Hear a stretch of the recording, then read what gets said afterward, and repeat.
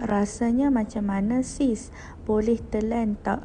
Macam nak try. Saya dulu kalau gastrik, saya suka minum air temulawak.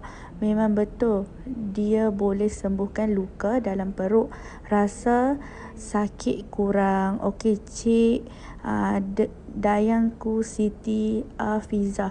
Okey, rasa jus golik ni rasa herba. Dia rasa herba tapi dia tak pahit.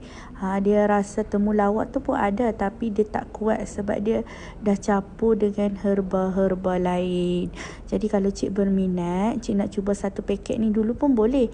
Sebab satu paket ada 15 secik. Kalau cik suka minum waktu sejuk-sejuk, boleh letak secik dalam peti sejuk. Sekarang boleh dapatkan harga promosi.